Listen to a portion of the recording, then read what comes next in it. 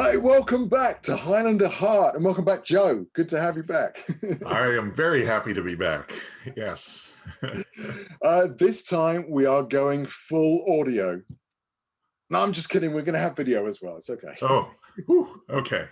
But we're going to be talking about the audios, the audio adventures from Big Finish. There were 2 seasons that came out a little while back. The first with Adrian Paul solely, and the second season with the 4 Horsemen of the Apocalypse. Yes. I don't know why I did it in that accent. It was I just didn't really relate to anything. So, Joe, I mean, where do we start? What were your? Do you remember when the sort of word came out of the audios for Highlander, and what were your kind of thoughts on that, if you do? Well, I do, because I was already a big fan and buyer of Big Finish's wares.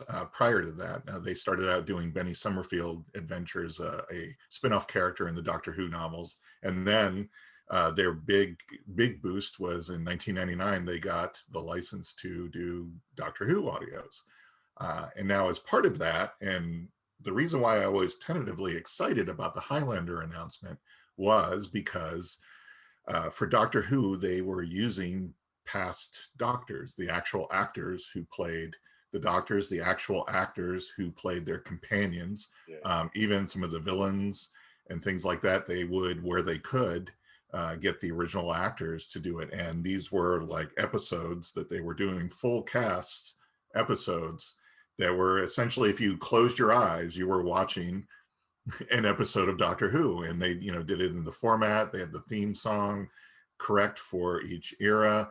And these things were fantastic. They were marvelous. I mean, you knew where they slotted in the series. Eventually they did things where they introduced new companions and stuff like that, and had some of the classic doctors get together.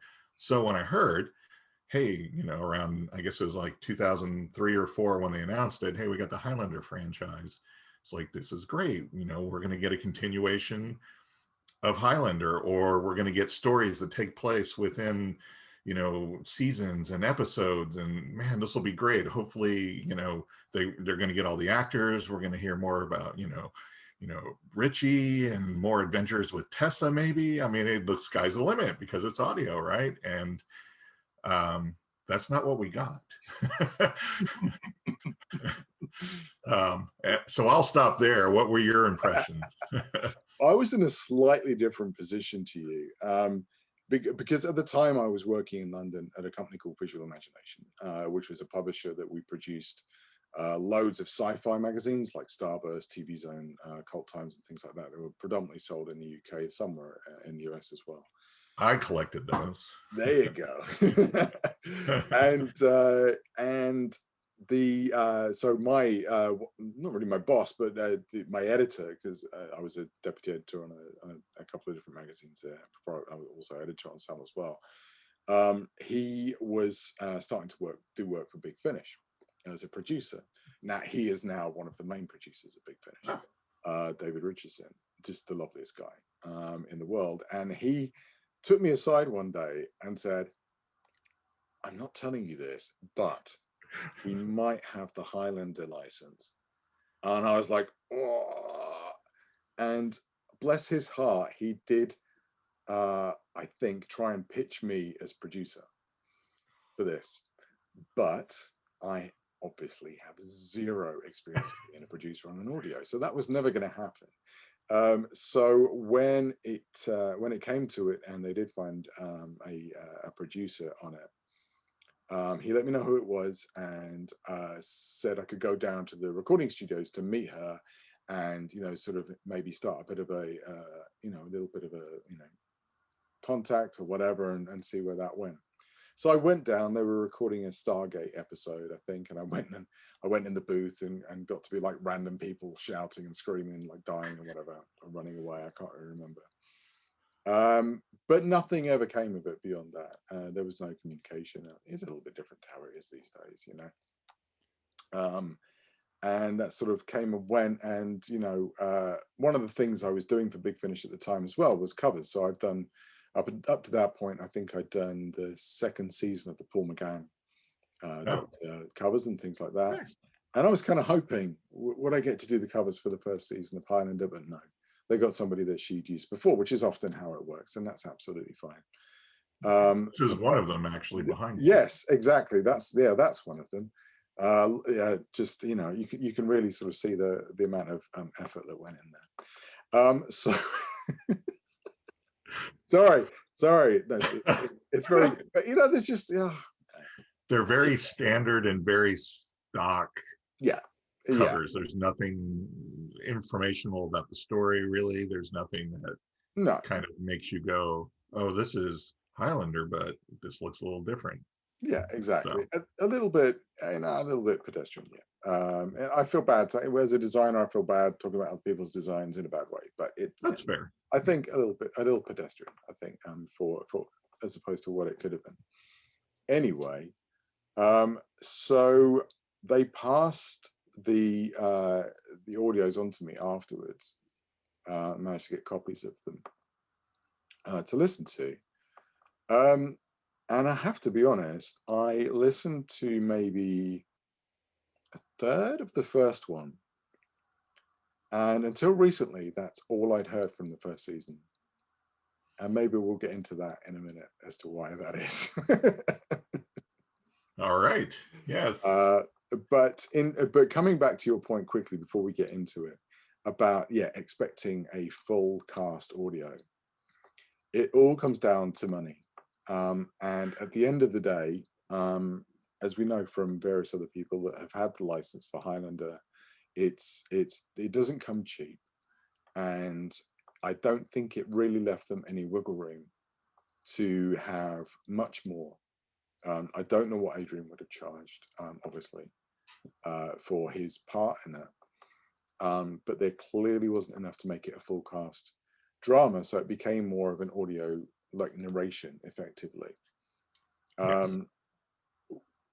Yet with always, as was the case in the second season as well, always with one other actor. So they almost have in-house actors that do multiple voices, and they can kind of lend that to somebody when you've just got one star. And they've done this for other ones as well. I'm sure they've done this for other franchises too. So it's not the first time, but that again in and of itself creates issues when there are more than one character, and specifically when you are telling the story from the perspective of somebody who is talking and then allowing other characters to talk, as opposed to somebody telling a story, they said this, they said that. No, right. I blah blah blah blah. I said blah, blah, blah, blah, they said, and all of a sudden it becomes very caricature. We'll get into this in a minute. Yes, we will.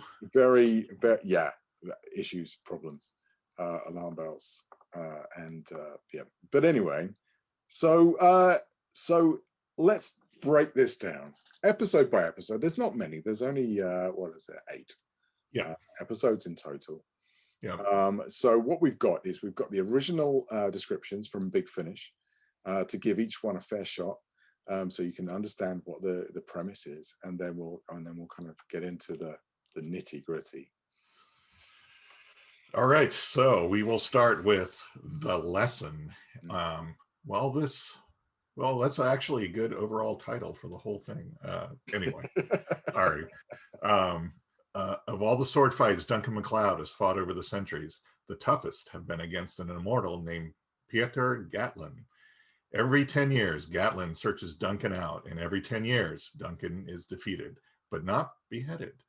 What is Gatlin's grand plan? And this time, will the Highlander triumph? So right off, I'm going to say this right now. This one, and maybe we may have to argue this, but this one gets my vote for the best of the lot. Okay. And I say that because it tried to tell a really good, in my opinion, a really good Highlander story. It didn't try to add anything new. It didn't get off into, for the most part, get into any weird supernatural jiggery pokery. It was just a flat out story And it's basically kind of a story of a bully, essentially, as someone, Duncan is a victim in this episode, oddly enough, basically of a centuries long, decades long abuser. And I thought it played out fairly well, and it had an interesting ending. So like I said, I was the least offended by this one of all of them in retrospect. Now, that when you hear what we have to say about the rest of them, that probably doesn't set the bar very high. So I would say I was like maybe cautiously optimistic when I first heard this one. First of all, like you said, I was really off put by, so these are basically going to be audiobooks without an actual original book read from. It's just going to be, Duncan telling us a story, essentially, and not really, and literally to us, not even to, I don't know, they could have, bookended him with, he's having a conversation with Joe or something, but it was just, I'm going to tell you this story kind of thing. And so that, really put a damper on me going into these. And so I hesitantly picked up the first one and listened to it. And I was like, for what it is, it's not bad. I liked the fact of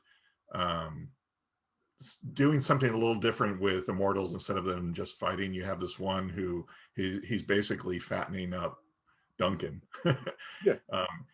while at the same time showing him, I'm better than you at all, every 10 years. And, it's interesting to think what that would do to Duncan. I mean, for me, it would drive him like, I'm going to be better than this guy. But, however many years later, 10 years later, he's, Gatlin's already killed this many other immortals probably to get stronger. So it's like, you're kind of in a race, and are you actually going to make it? Kind of thing. So I really like the aspects of that. I liked, I can say that Adrian Paul, I think did a great job. I mean, he didn't sound like Harrison Ford's narration in Blade Runner. That he doesn't sound bored by this or put off by any of the material, which is great. I mean, obviously he's getting paid for it, but I mean, of course, but you could have literally phoned it in, but I agree. But that was the part too that I was like, okay, so he's not just like reading this; he's putting, actual acting and emotion into it in parts. I had to get used to the fact that, like you said, that occasionally there was this other voice. So it's like, okay, so it's Adrian reading this, and then this other voice is just going to jump in, voiced by somebody else too. And so that's the other difficulty I have with these is by that point, this was like 2003 or 4, I think, when they recorded these. Big Finish was well into production, and as you pointed out, they already had a fairly decent stable of voices of actors who played background characters. I mean, that in the Doctor Who audios, I could recognize voices from Adventure to Adventure. It's like, oh, he was in this one, he played that guy. Much like, they used to do in 70s TV shows where someone would just show up and it didn't matter if they played someone else before. But I'm like, they have this stable of actors. Why couldn't they not have made this more of a audio production as opposed to just a reading? So that perplexed me. I didn't understand that. Like, even if you couldn't get the actors from the show, it still could be, there's numerous times on the show where Duncan went off on his own, right? So it's like, slot him in there. I mean, I just, so it was, kind of took me out of it when suddenly Gatlin it's like, wait a second, what's going on here? But again, like I said, I liked the ending. I thought it was a decent story. It tried to tell a really good Highlander story. And I thought, okay, maybe, I don't have anything to worry about. It'll get better as we go. This is their pilot. This is not so bad. Let's see what happens. Then Yeah, well, yeah. Then there's a second episode. So, quickly before we get into the second one, I think my thoughts on a little bit on Yes. the first one. No, it's the um, you see the reason I stopped listening to it when I first heard it, a third of the way in. I just could not get past his woman voice. The fingers were quick and gentle, wiping more dirt from my chin as she held my face close. "Who are you?" I asked. "What do you want?" "I want to help you," Maria told me. "That man, Senor Gatlin, he is very bad man." And the thing is, and again, I will mirror what you said. Adrian's performance on this is great. It's not easy to sight read. These people, actors won't get an awful lot of time beforehand to have read a script. I know some actors will go into the recording studio and read them for the first time when it's in front of them and do it really well. I know, so I probably can't say, but I know that there are some actors from some of the franchises they have that do that and they do it really well. I don't know if he'd read it before or not, but sight reading is difficult, but he does it really, really well. And as you say, he puts a lot of effort in, he reads it as if he's just talking to you, and that's not easy to do. And so that is brilliant. So all props to him for that.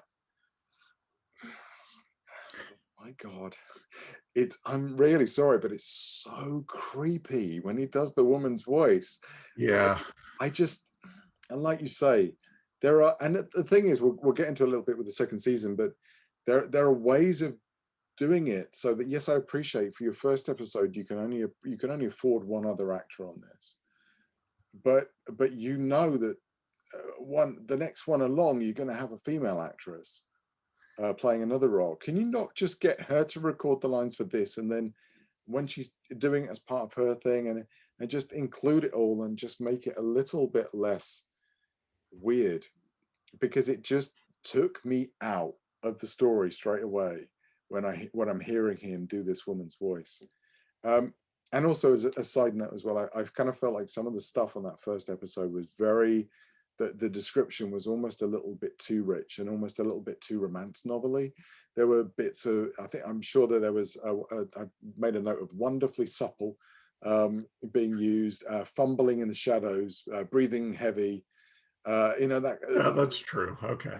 breath heaving, I think it was, or something, I don't know, but it was just a little bit too romance novel for me. It was just a little bit over egged, and it felt just a little, almost to the point of it being a little bit fan writey, where just like, this is how you imagine, you really want to, Adrian to be, Duncan to be, heavy breath, I don't know. It was just a little bit over, a little bit too much for me. But I agree with what you say. Story-wise, I liked it as a story. It was a good story, as you say. Very much felt like a Highlander story, and did something nice with it, with the immortality and all of that, without adding weird stuff to it.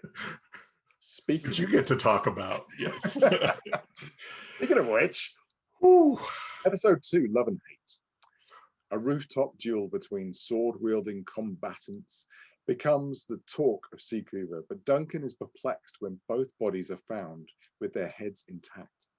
No quickening has taken place, but instead the pair seem to have burned to death. And who is Maria Rostov, the beautiful young Russian, claiming that her life is in danger? So this is an interesting one.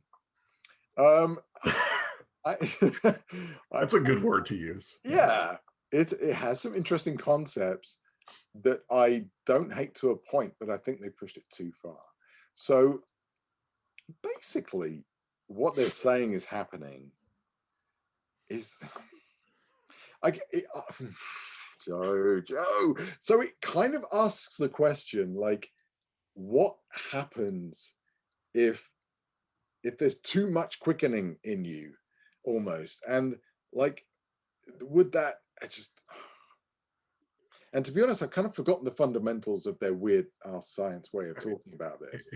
Yeah. But effectively, there were elements of that kind of were interesting. Oh, well, okay, maybe, yeah. What happens? What is quickening energy? Like, You know, what happens if you've got lots of it? What, you know, what if it isn't vented? Then what happens? So that's kind of an interesting discussion. It's the kind of thing we talk about in the group. Or like, okay, fine.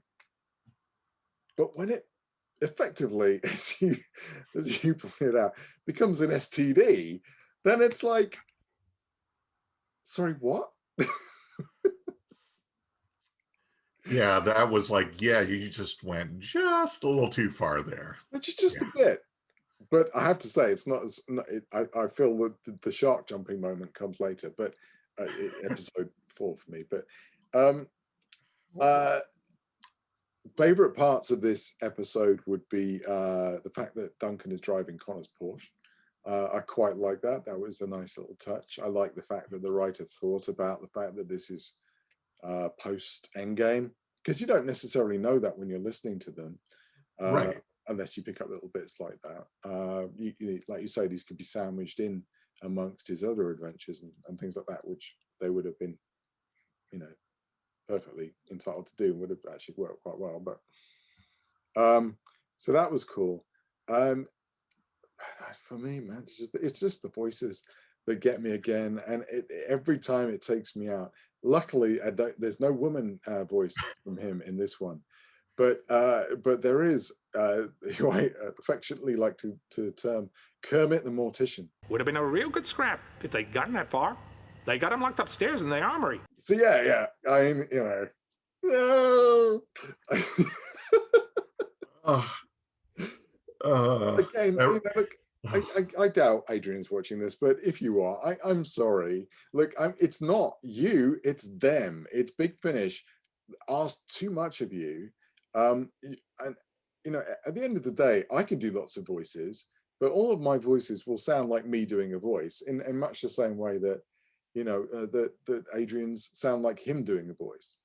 It's very hard. He has a very distinctive voice. It's very hard to remove that from a voice. And actually, also, for some reason, all of his voices have the same sound the same to a degree. They have the same pace. They kind of have this little kind of pacey thing that they do, even when it's sort of somebody else doing it too. And even we'll get to the other ones as well. I mean, like some of this again, you're listening to this going, couldn't you just have like asked like Jim Burns just get him on the phone and just say, could you just read this over the phone, just like literally just a little bit, right? Or you know, just so that Adrian didn't feel the need to have to do a voice which, bless him, does sound nothing like Jim, and Jim's got a really distinctive voice, you know, like yes, like Mac, you know, like you just, but they will no. I mean, I can't do it, but you know, yeah, it's not Adrian's fault. I feel like Big Finish to a degree threw him under the bus with this, and I feel I won't keep repeating myself, but there were ways around it. I think you could have had him tell a story rather than have the characters have to speak. Yes, there you go. Right. But yeah, as for the crazy quickening self-combusting business, you know, I mean, it is one of those things that will happen where I guess to that point you've had everything Highlander you're going to have, and you're given a writer a toolbox, and here is a Highlander toolbox. Here's the things they've done so far, and they go, ooh, oh, can we do that? Well, it's not been done before, and we haven't said that you can't. Oh, great, okay. And I mean, I think for as far as I'm aware, Davis Panzer approved all of these stories. So I would imagine they would. I mean, so effectively, it effectively becomes canon, but you know, so's Highlander too. So we can and the source as well. And the source, yeah, exactly. It's all, yeah, but yeah, I think they tried too hard to think of something new, when actually the last episode showed you didn't need to reinvent the wheel. You can just tell an interesting story. Yes. That involves immortality. You don't have to have people blowing up because they've got too much quickening in them. What were your thoughts, Joe?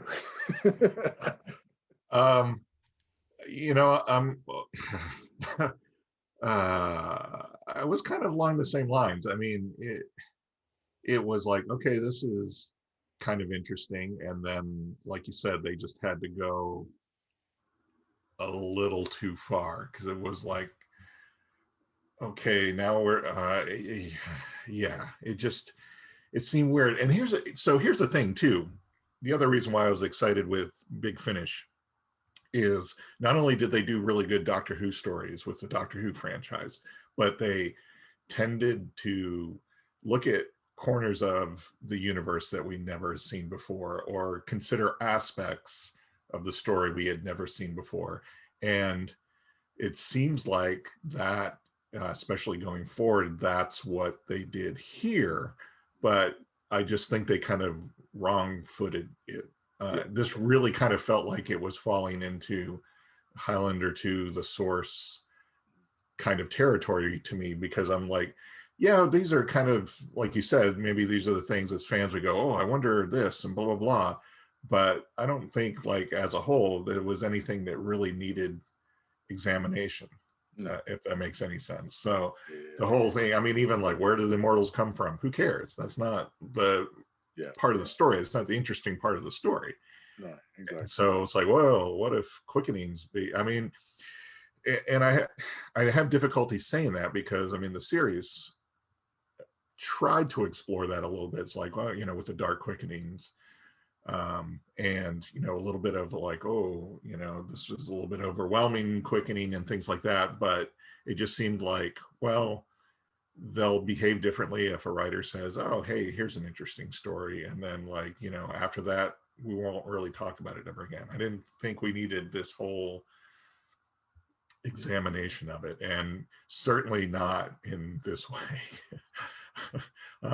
But you're right. This was the trend too that I was seeing going into this one. I'm like, you have one other actor that is doing a voice. So to me, I'm like, well, then why couldn't you get somebody to do the other voices? And right, if you couldn't afford Jim Burns or anyone from the show, then make up a different character that he's talking to and have someone actually voice that. Because it's like, why is he doing all of the voices except for one?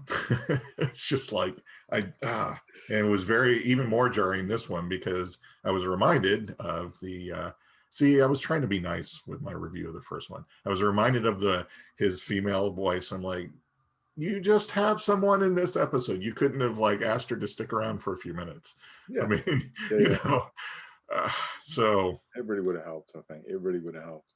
Yeah. So you know, yeah, I understand budgetary, you know, considerations and stuff from there, and things like that.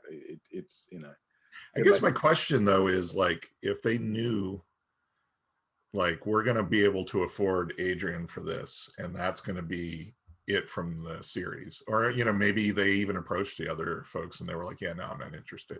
But even if they were, maybe it was like, okay, there's no way we're going to be able to afford actors. So you do one of two things. You either, in my mind, you either go, you know, we're just not going to be able to make this work, and you don't do it, or you write him interacting with different characters and have your, you know, your chorus of actors that you have in-house voice them. It's just, so I don't understand the thinking. And you know, as we've discussed before, especially with the Highlander movies, nobody sits there and goes, well, let's make a really terrible Highlander story. Oh, of course. So I'm sure the intentions were there. I just think they got mixed up, and I'm just really surprised that whoever was in charge of overseeing these at Davis Panzer didn't go, you know, you might not want to go the STD route. Maybe leave that out.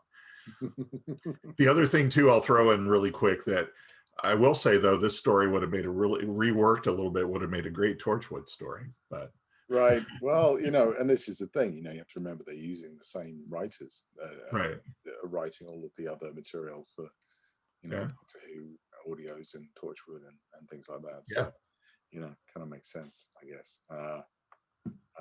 But yeah, you know, you kind of, it's right, again, one of those instances where you have to ask yourself, you know, is this written by somebody who really understands the franchise and really knows it, or somebody who's sat and watched a couple of episodes, maybe watched a couple of movies and thought, I'll watch the first and second one, and then kind of left it there, and then kind of come away from that going, oh well, okay, I understand how this works now. Like, okay. So did it get any better on the third episode? Let's find out. So now we go into the secret of the sword. See, Duncan MacLeod knows a lot about swords. Everyone knows that. So when he's called in to help Seacouver police value an antique blade found hidden away in a museum basement, he thinks nothing of it. But then when he sees the sword, as amazing, beautiful, and ancient as it is, Duncan realizes there might be more to his involvement than he originally thought. So listen to the first one. I was like, wow, this is pretty solid. This is pretty good. Almost decided to stop listening to the second one. But I'm like, okay, we'll give it another chance. And this one turns out to be really good. Again, it's another kind of solid story, a solid Highlander story that doesn't attempt to do anything weird or explore things that, we don't really care about, or, all that. It's just a really good story. So this one I would put up really close to the first one. This is, I feel bad now. I'm getting the good stories and you're getting the bad ones. Or do you? Well, I don't know. We haven't gotten the fourth one yet. It might be spectacular for all I know. So again, another good story. But again, there's the weirdness of Adrian and one other person, and then maybe, even give the other voices to the other person. Don't even, yeah, absolutely. That's a very good point. Because I don't know at this point if John Colshaw was a thing or aligned with Big Finish, because he does a ton of voices now for Doctor Who range, and he's very spot on with impressions. I mean, it's hard to tell sometimes that it's not the original person. So it's like, even if he had been around then and could have done these, they might have been a little better. So again, I would like to say this one was actually really great, but I can't because of just the jury. Oh yes, it's so weird. I have to note though, I think these audios are the first time, if in something that is considered canon, where the American town where Highlander takes place was actually out now called Seacouver. I don't recall it ever being called that in the series. So, and he's actually just blatantly saying Seacouver. It's like, oh, interesting. Okay. But yeah, no, I like this one. If I can, much like the first one, if I can just kind of, I gotta start it and let him do a couple voices and then start it again, so that I'm not just jarred by that. But if I can do that, then this is actually pretty decent. It was a cool story. I enjoyed the flashback stuff a lot more than I did the interrogation stuff. It very much seemed like they were trying to do the sequence from the movie, but with Duncan, of him sitting in there, any idea what this is? A sword, to lead a Salamanca and all that. Like, it felt like the writer kind of thought, well, that's an iconic moment from Highlander. Let's do that with Duncan. Yes, have him Duncan needs to have his moment. Have him remember a story about this sword and things like that. And I like what it lent to his backstory and his sort of time. And I loved all of the historic stuff that they put in there, about how a Dutchman or were foreigners were kind of perceived there at the time, and all that, which you'd never really considered, and certainly hadn't considered in terms of Highlander 3, sort of seeing Connor wandering around in his kilt in sort of feudal Japan, and thinking that probably wouldn't have gone down very well. But no, I really loved all of that. But talking about what kind of what referencing Highlander stuff, sometimes I did feel that that was a little heavy sometimes in some of these episodes. There were times where they forced in a little comment or a little quote from the original, Yeah. and it was just a little bit forced. And yeah, for me, I didn't love the stuff where, you know, he's sort of sitting there talking to this cop about it, but and it just got a little bit, I guess I think I got a little bored with that, but I love the back stuff. The interrogation parts are actually what keep this from being, in my opinion, higher than the first episode. Yeah. And I say that because it seems like in the TV series, the interrogation scenes would be like the first ones, like, oh, we're running over, we got to cut some stuff. That stuff would have been cut just because it's like, well, it really just, I mean, it gives information, but it slows things down. It's like, that's not really. So if those had been stronger or they had gone about it in a different way, I would probably like this one more. I would say that this would be like the shining example. Again, not a very high bar, but yeah. Although, again, like I said, this next one, this fourth one, may be just tremendous for all I know, right?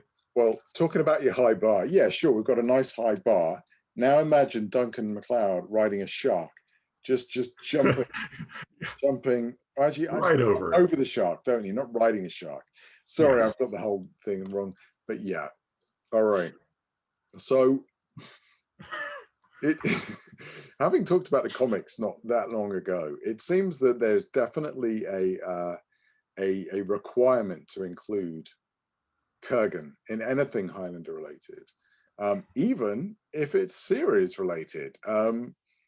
So here we have our effectively Kergen episode, Kergen Rising. Oh, okay. It says here, everyone has a bogeyman, a name whispered with fear and dread. With an increasing number of immortals disappearing, Duncan and Watcher Joe Dawson, voiced by Adrian Paul, decide to investigate. The trail leads to an imposing Parisian office building owned by a business magnate, Augustus Mason. But nothing can prepare the Highlander for what he will find within. An old friend, a new foe, and an ancient terror reborn. So look, let's just cut to the chase. Connor MacLeod comes back from the dead through some sort of quickening magic thing. I'm done. I'm out. That's it. It happened in Highlander 2. I mean, you know. Yes, but that's not a reason to do it again. Oh my God. Right. So like, and this is where this is the point at which I don't understand how Davis Panzer okayed this as a story. Like, what? I mean, I'll quickly get into the idea of what it is, and then we'll go at it. So the idea is that basically this guy Augustus is effectively trying to. His goal is to release the Kergen and recreate the Kergen, like bring him back from the dead. He's like a Kergen acolyte, a little bit like the. You're getting drinks. That's not fair. I want drinks. Sorry. Yes, I'm getting drinks delivered to me. Sorry. Nothing to see here. He's like a Kergen, he wants the Kergen back. So his idea is to extract the Kergen's quickening from Duncan via Connor, but in doing so, accidentally releases Connor back into the world. Yes, good point. Yes, they did that in Highlander 2. But, you know, Highlander 2 is kind of like I don't know, like a silly comic book version of Highlander. It's just not, you know, it's Highlander, the series isn't. And they overshot by a mile trying to bring this in. And I mean, again, bless Adrian's soul for putting up with this crap and still doing a really good job. Not necessarily with the voices again, I mean, everyone thinks they could do a Christoph voice, right? Pretty much everybody thinks they could do. Yeah, everyone Yeah, wants to okay. know, Yes, right? yes, I do. Yeah. You know, and Yeah. but there's a relatively passable version of Well, Christoph. I have no idea what I am, he said, but I know where I was. I was in paradise, Duncan. except there's parts where he does Christoph's voice, and then right after that, Joe Dawson talks, and he does no accent there. I'm like, Yeah. well, now you got me invested in this, and you got me on board 4 episodes in, and now you're going to be inconsistent with it. What the hell? I mean, but we're dealing with an actor whose first accent is English, and then is kind of infused with American, and so one of those actors that kind of delves in and out a little bit anyway. So yeah, I mean, bless him. Again, I don't envy him, and I think generally for what he had to do, I think he did a great job. But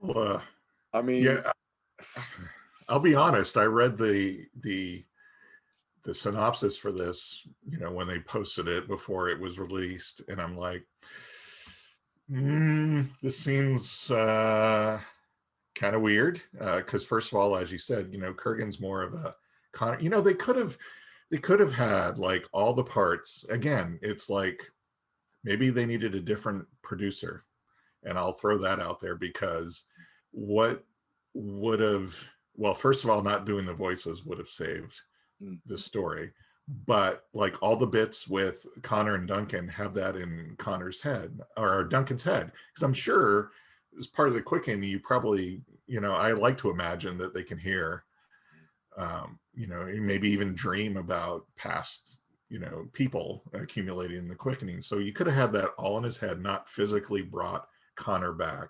Yeah. Or you could have made this a really, if you're like, you could have abandoned this weird idea all, to begin with. And it's like, hey, listen, if we're going to have the Kergen of this, why don't we make this just about a past encounter between Duncan and the Kergen? Yeah, that would have been great.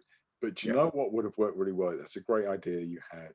Is if this had all, if as opposed to extracting a physical being from the quickening and bringing him back again, yes, what if it was all in the mind? And what if the goal was to effectively bring Kurgan's consciousness to the fore in Duncan, and effectively then have the Kergen back, but in the body of Duncan MacLeod? That would be way less of a green screen.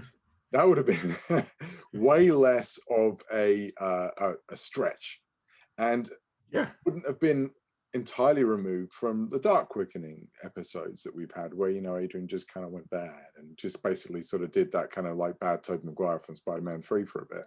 Right. So that would have been a great option. And yeah.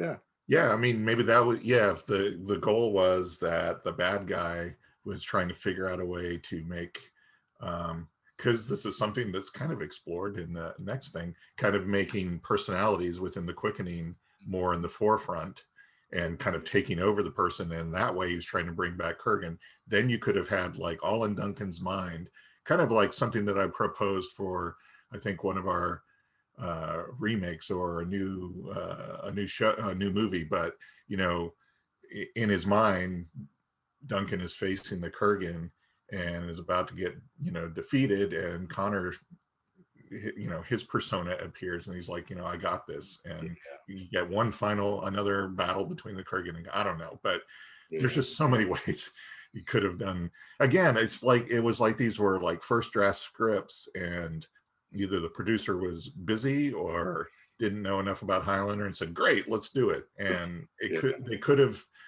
all 4 of these could have benefited from another go around. No, 100%.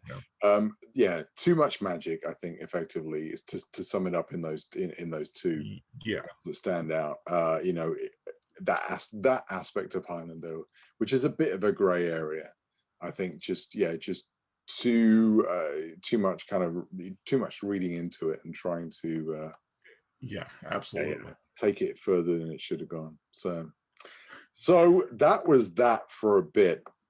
Now, okay, so we get into the second season. Similarly to the first season for me, we'll ask, grab you in a second, find out what you thought when you heard about this. But for me, obviously, at the time, again, I was still working at the same company. And a very good friend at the time, Paul Spragg, sadly no longer with us, was, again, to one side, I'm going to be the producer of the second season of Highlander. And I was just like, oh my God, this is amazing. This is amazing. Was so excited about it, because not just because it was happening, but because Paul was going to do it. So, you know, it straight away, I'd been doing some covers for him already. I'd done some Stargate stuff for him. So it was a no-brainer that I'd be doing the covers, cover work, box set art, and all that, which was fantastic. Really excited about that. Yeah, but in terms of what to do, I said, so, you know, like, what are they doing? So, well, we can't get Adrian back for it. He's too expensive, I think. And it was just, you know, what do we do? And so it's all a bit sort of faded. And I quickly read through an interview that I did with him for the fanzine way back. And he definitely referenced the boss of Big Finish coming up with this, but I somehow differ a little bit. In that, I remember telling him that I thought the Four Horsemen would be a great shout, because they were my favorite aspect of the series, and that's just a personal thing to me. Also, kind of born really from going to the conventions and things over the years, and they were always, you know, when they could be there, and the UK ones, they were always there, and they was just so fantastic together. They had such great camaraderie. And I really enjoyed, I think those episodes, Comes the Horseman, Revelation 6-8, I think they're among the series' best in terms of production value and scope and ambition. Yes. Not necessarily story, but a lot of aspects of it I love. So anyway, getting to that. But so I was like, a Four Horsemen are fantastic. You know, you can have all four of them together. I said, no, we can't do a full cast audio. They can't afford it. It's just going to be like an audio narration each one. I was like, you can, because of what we said earlier, you can if you just get them to record bits when they're in and then use them in the other audios. And that's what they did. And I'm not trying to take any kind of credit for it, but it was important that like he could understand that you can do this for that reason, that then it's not going to be like this. Can you imagine having to have, I don't know, Rich could probably do it, to be honest, but, you know, Rich Ridings having to do, you know, Valentine Parker and Peter Wingfield, or you know, Marcus having to do a Peter Wingfield, or so, you know, it was, yeah. So they went off and they did them, and I went along to when they were recording, when Rich and Marcus were recording, which was fantastic. I took some photos of them for their covers, which was great, and I'd met them a few times before, and so we had a bit of a chat, which was really nice. So that was all fantastic, and I did all the cover artwork and things, and that was great. And then they came out, and we will get into all of that in a minute. What did you think when you first heard that the Four Horsemen were going to be the second season? You know, I had heard they were going to do a second season, and I was going, well, of course, the possibilities were running through my head. And it's like, well, maybe, if it's successful enough, they're doing a second season, then maybe they'll expand into having more characters from the show, blah, blah, blah. And then they said, oh, it's going to be on the Four Horsemen. And these are actually going to be full cast audio dramas as opposed to audiobook. I was like, that's brilliant. I was like, well, obviously a lot of it's going to be in the past, because in the present day, most of the horsemen are gone. Maybe all of them, depending on which movie you subscribe to. But I was like, well, yeah, no, that's actually really good. And I'm like, you know what, that's kind of what Big Finish does best with the other things like Stargate and Doctor Who, especially, exploring characters that normally wouldn't have gotten the spotlight or everyone wanted to know more about. I'm like, God, this is great. I mean, Peter Wingfield is amazing. All of the actors that played the other three horsemen are amazing. This should be great. So yeah, no, I was very excited. I thought the cover art looked awesome. Just to it's like, well, that was an improvement. I think you had mentioned at the time that you were going to be doing those to me or something like that. And I was like, oh, awesome. But yeah, no, I was very excited, cautiously optimistic, and then I guess we can go into it. I guess I get the first one. Yes, you do. You got to go. So, Highlander, Big Finish Audios, Season 2, The Four Horsemen, Episode Brothers. An abandoned submarine base, cold, dank, forgotten, old pressure cabin, chair, rope, gag, handcuffs, and a vial of poison. A man who thought he was in control sits on the chair, imprisoned by his prey. In a moment, he will pay the ultimate price for his carelessness. But before he is allowed to die, his captor wishes to tell him a story. So, okay, I was promised, hey, Four Horsemen, full audio dramas, full cast audio dramas. It's not going to be like it was before. This is going to be better. So I'm like, yes. And then we kind of go into one character telling a story. So, but I will say, told very well.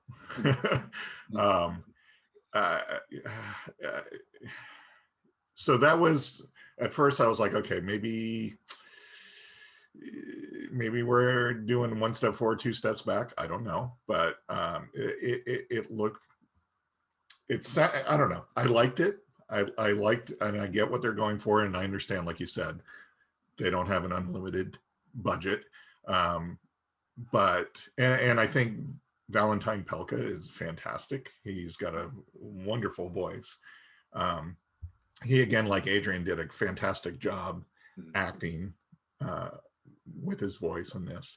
Thankfully, he didn't have to do any weird accents and background characters and stuff.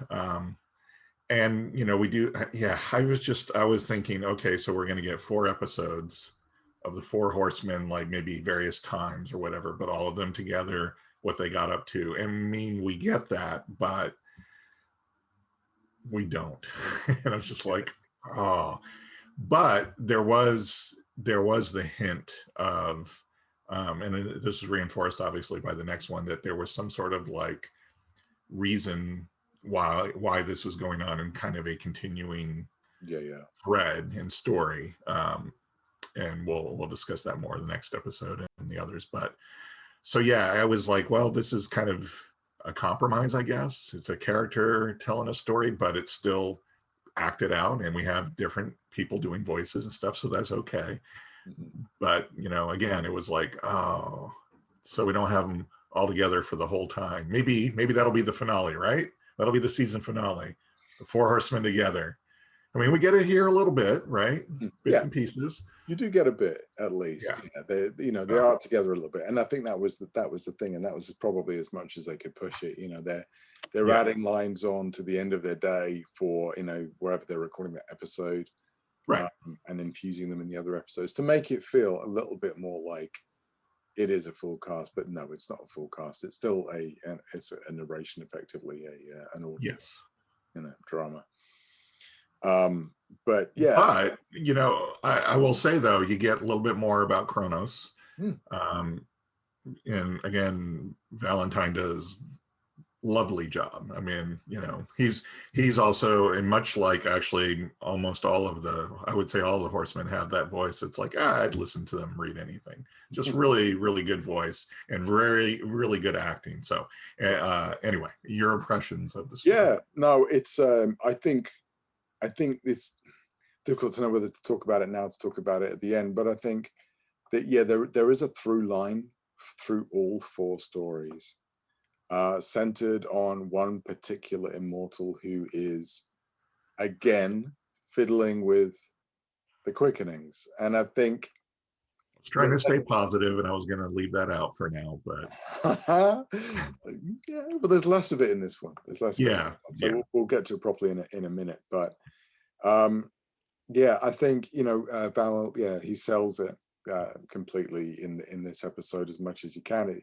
He does a great job again of reading it and getting you involved. It's lovely to hear a little bit more about his backstory. You find out more about where he comes from, and all of those moments throughout all of these are the things to take away from this. Is when you get moments where you feel like you're learning more about them.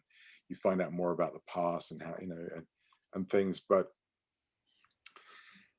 yeah, we're not really there yet, so I will probably get into it, I think, once we're a little bit more into the kind of overarching story. But effectively in this episode, he's talking to a watcher, so at least he's talking to someone this time, as opposed to Adrian just talking to you.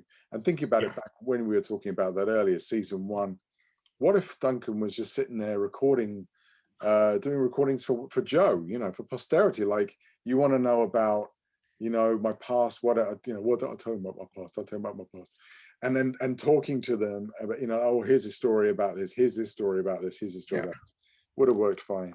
But anyway, I digress. So you could have done the whole thing as the Watcher Chronicles, basically. Exactly. And had like your second actor is, and the person telling the story is a Watcher, and you can have like Adrian voice Duncan. And so anyway. Oh, exactly. But Anyway. Right. So after Valentine, we get the lovely Rich Ridings for All the King's Horses. Yes. And let me just also say that the descriptions on the back of the boxes, the ones we're reading, I hate the way they're written. They're all written in the same way, and it's really jarring. So an empty room, windowless, locked, silent, bed, couch, armchair, coffee table, carafe of water, giraffe, elephant. It's just like birds. Oh, and a box. That's actually in the description. That is in the description. But it's not like Gwyneth Paltrow's head or no. A man who does not know his own name lies dead on. I mean, you could just start here. A man who does not know his own name lies dead on the bed. In a moment, he will return to life and begin to ask questions, but he may not like the answers he discovers. Yeah. I mean, forget all of the. Oh God. Anyway, so. So now we have Silas. Now I love Silas, partly probably just because I love Rich, but I think as a character he's sweet in his kind of brutality and it's just he's sweet natured. Effectively, he's very obviously he's very simple, and he loves his brothers and and all of that, and he knows what he wants to know, and there's elements of understanding that in this story which are great. There are two things wrong with this episode though. Number one is that they have written far too much for him to say. He is again, he does a fantastic job with reading this, but there's too much. It goes on too much and too long. There's just too much meat to it, and he's the way it's written, I don't think really works as something that you're listening to and trying to follow and understand. It's difficult to explain, but I think it was just the second thing that I don't like about this is what they did with the character, in that he was not always simple, and that he was made simple by this guy who we first saw in Brothers. Is it Diligent? Have I got that right? Or Deacon Mustard? Or I can't remember. But he was, effectively, he has something in his head which is making him, which is stopping his intelligence. So. Do we need that? Do we need to know that? And the idea of the episode is that he is continually being allowed.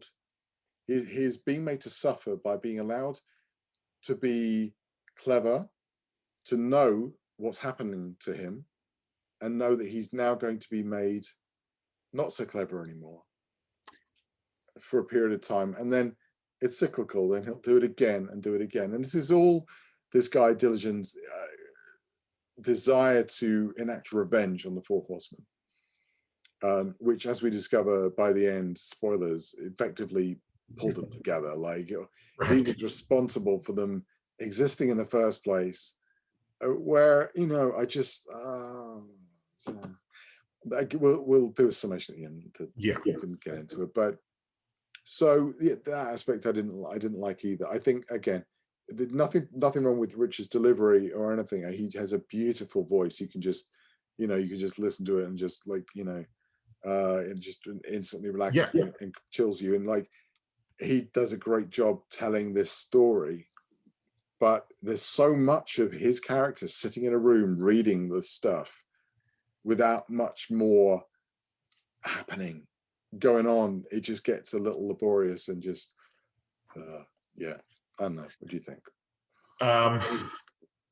Yeah, no, I was of the same way that it was, frankly, it is forgettable. And it's one of those, so every once in a while with audio stories, if they don't, much like this one, if they don't have something that keeps me in it, I'll go along and then something will happen. I'm like, well, that doesn't make a whole lot of sense. And it's because I've like completely blanked out and missed the lead up to it or the explanation for it. And this has a lot, even on my recent viewing for this, I was just like, okay, so I can kind of maybe do the dishes while I don't know. I feel bad saying that because Richard is lovely and he does a great job with it. It's just a bland story. There's nothing, and the whole, this guy, the bad guy, the whole see, this is the point where I'm like, oh, I was so hopeful, and now I'm on the second episode. I'm just like, what are you guys doing? Come on. And I'm like, okay, so maybe this is it. Maybe Diligent or however, I forget how they pronounce it, is gone, and and all that, and maybe he's not going to show up anymore, or he'll show up at the end to be defeated, right? Yeah. So, I mean, this is kind of payback because you got Kergen Rising for the last one. So I get this one. The Pain Eater, and here we go again. A cell in an asylum, stone walls, distant screams, trolley, light box, tape recorder, a partridge in a pear tree, one ring to rule them all. Oh, sorry. I thought we were doing word association there. And a syringe. No, let's not forget that. And see, again, you could have started right here. A man who does not belong here is strapped to the trolley. In a moment, he will understand the truth of his predicament. But first, he must remember the man he used to be, the man he killed. This is the origin of Caspian's madness.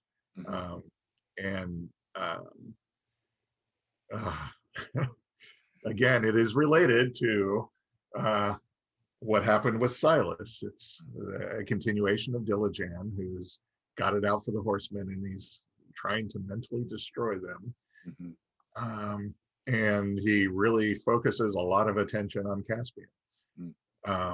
And so now we know why he is who he is and reacts the way he does in the show. I'm thinking maybe something we didn't really need to know about.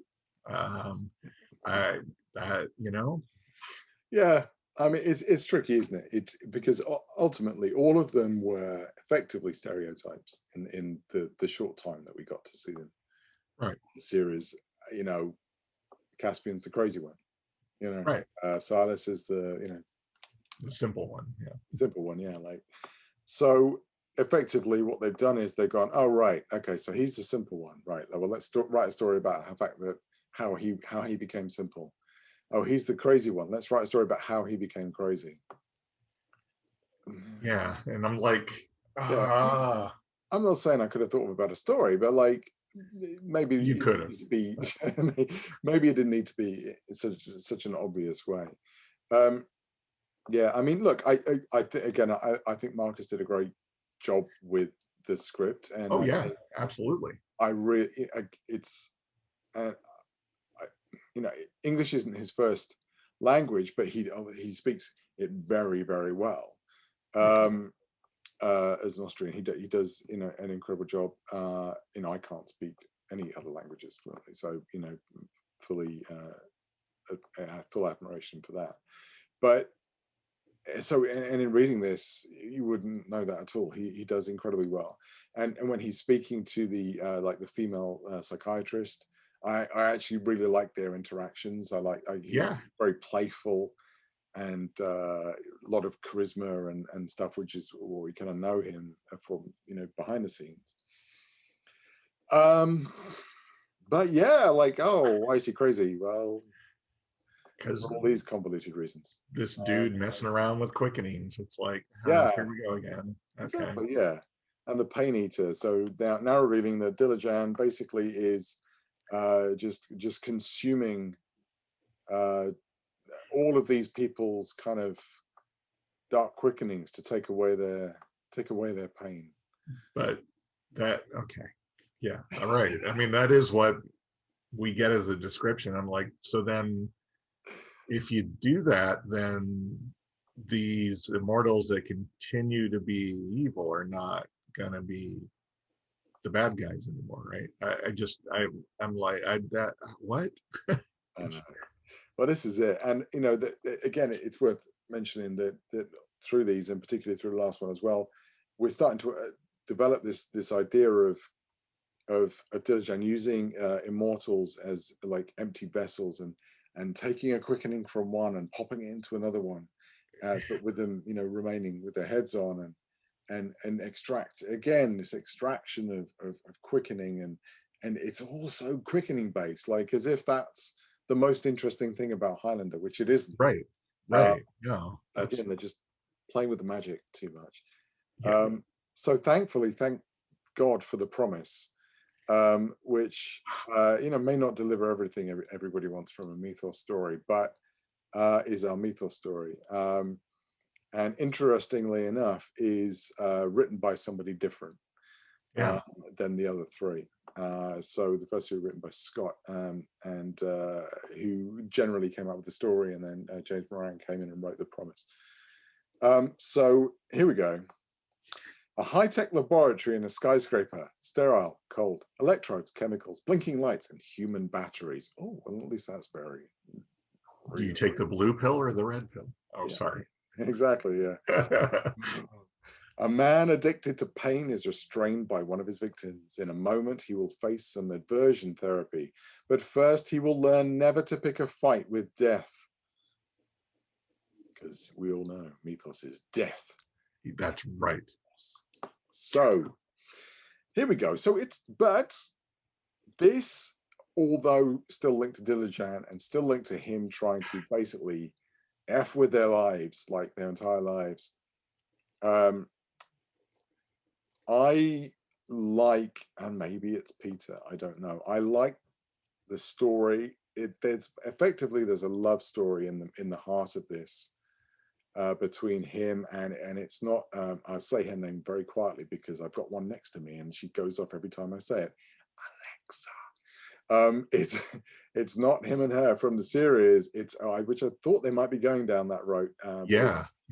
It's not her, it's somebody else. I can't remember her name now. But sorry, I don't know that one. See, I literally whispered it. Anyway, technology. Oh, now you're listening. You're not listening when I'm trying to get you to set a timer for the dinner, do you? Right. So it's somebody else, and they basically he falls in love with. This is obviously quite some time after he's been running around killing women and children. He's fallen in love with a woman, and they have 6 months together, and it's fantastic. And along comes Diligent, and spoilers, poisons her and kills her. And I think, he's absolutely devastated by this. But the key thing is, and again, this is where, again, like in every one, let's explain why this, let's explain why that, let's explain why Mythos, who used to be a horrible bastard, is now actually a really good guy. because he made a promise to her that he would be good and that he wouldn't kill the person that killed her. And that's a promise he will keep his whole life. So, you know, this whole thing is him talking to him and then flashbacks, you know, in retrospect or whatever. And then ultimately, you know, he doesn't kill him. But you know, he you know, makes his life a misery and whatever. And just, you know, that's you know, that's a fly in the ointment of this story. I liked, but again, it's just Peter. I love listening to his voice. I liked him tell this story, this love story, and you know, and I liked hearing more about his past as well. You get to hear his first quickening, you know, and all of that, and that's really cool. But yeah, like yeah, Joe. I agree. I mean, there was a lot to like about this, but the whole thing of he's suddenly a good guy now because of a promise. Mythos, even the one we met and got to know, would have still been like, yeah, I made a promise, but she's gone now, so who knows that I made the promise, right? He'd have been like, yeah, no, this guy's toast. And wouldn't have thought twice about it. So I'm like, and especially Mythos of old, he would have been like, oh yeah, sure, I promise you. And then that guy would have suffered horribly for days. and then he'd have killed him at the end and not thought twice about it. So it's like, yeah, you were doing so well, and then you just biffed it on the landing. So there is a lot to like about it. I think it's and because of that too, it's not a satisfying conclusion to the previous 3 episodes of this thread that has gone through. It's like, you know, not only did he, you know, kill this woman you loved, but he also tortured, you know, your friends, broke up the band, maybe, and you know, yeah. So yeah, and maybe it was, you know, they kind of wrote themselves in a corner, and it's like, you know, how do we get out of this? But I'm like, what would be? I don't understand the point of leaving that character alive. Even, I mean, it's like, no, he should have died horribly, and then if you got another season, you go on. I mean, were you intending to follow this up? Because I hope not. No, exactly. No, So, you know, I think Diligent is the problem with this whole series. I think the problem was for me is that they were looking for a way of stitching all of these 4 stories together, these 4 characters together, when they didn't need to, because they already were, because they're the 4 horsemen of the apocalypse. Like they were already stitched together. They were already a thing. You didn't need necessarily to have a through line and a through arc. The Adrian stories didn't have one. Why did this one need to?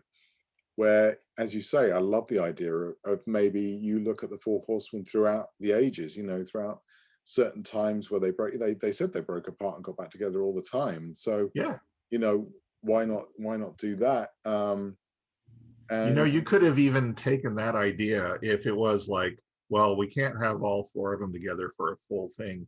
You could have had like bits and pieces of them together, and then like where they've broken up and like Mythos runs across Silas or Caspian, and you know, they have an adventure. Maybe at the end of it, they run across the other 2 for a few minutes. I mean, there's you know, there's so much to explore there, and they didn't do. They explored the wrong things, and maybe that was of interest to them and the writers, but it was like, no, that's almost not quite. You weren't there. I know, exactly. And you know, considering how much with that last episode, considering how much people love Mythos and how much they wanted, you know, there was so much talk about the, you know, the Mythos spin-off series and things that people wanted. You've got a whole episode you can do with just Mythos. You know, what are you going to do with that? And you know, they delved into a little bit. You know, so you got a little bit of his past and first quickening and things like that. But there's so much more. You know, he's thousands of years old. So much more you could have found out about him, and yeah, I don't feel like they really kind of got into it as much as they could have done. But there you go. That's that's it. That's what we got. Yeah. From that, but there you go. There were no more series following this. Unfortunately, it just didn't sell well enough. I think the problem is we are a very passionate, loyal fan base, but there's perhaps up until recently, not enough of us. That may change. Yes, hopefully. In the months and years to come, thanks to things happening. But yeah, that was kind of it for Big Finish's involvement, at least for now.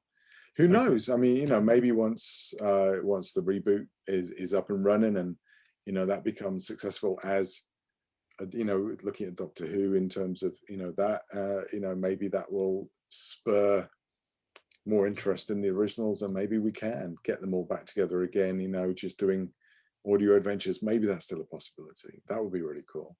Sure. Yeah, no, I agree. It's the whole thing to me is a massive missed opportunity.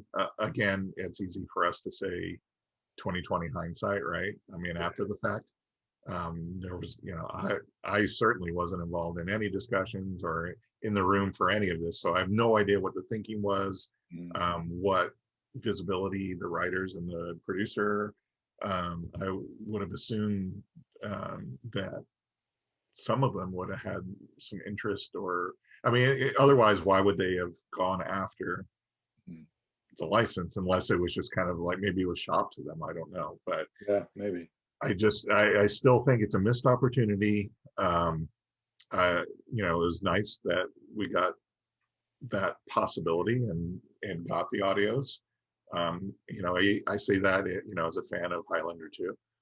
Hey, even the misfires, at least that's more story. Same thing could be said about the novels, and perhaps we'll talk about those.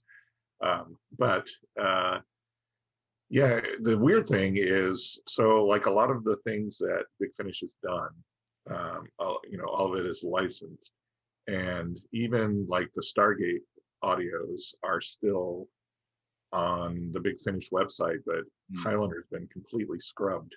Yeah. From anything with Big Finish, and it's kind of weird because I actually have my CDs packed up somewhere, so I had to scrounge around to find some like production information. I was like, I'll just go look on Big Finish's website. There's nothing at all about that on there, so I don't know what happened at the end of the license, or if Davis Panzer was like, these are terrible, you gotta pull them. And they're very difficult to find nowadays as well. So, but yeah, it seemed like they were doing the Stargate audios around the same time, and much like the Highlander ones, the Stargate ones started out as a single person narration doing voices, featuring one of the actors, and they actually managed to do 3 seasons of that, and smartened up in the final season and actually did full on audio adventures finally with multiple actors from the show. So they learned their lesson there, and maybe they were kind of getting some more money at that point, and maybe that could have happened in a 3rd season of Highlander or more if we'd gotten more, but maybe a little too late. No, exactly. Yeah, well, as I say, I think there's always hope for the future. You never know what's going to happen. So yeah, we'll see. We can hope. Do you know what though? It's a shame because I love the 4 Horsemen so much. You just love watching them at the conventions. It was like they were so good, but it's been like years and years. I was like 16 years or something. Actually, I think it's been that long since they were last together. Wow. That's a long time. Yeah, absolutely. Like if only we could get them back together again. That would be so cool. Oh, look at that. Brother! The boys are back in town. What? Until then, hold fast. And don't lose your head. We are immortals, born in the cradle of civilization to tribes that no longer exist. We are not alone. There are others like us. Some strong, some weak. For centuries we have fought and conquered, and the world has come to fear our names. We cannot die unless you take our heads, and with it, our power. We are death on horseback. Bringers of darkness. The Four Horsemen. In the end, there can be only us.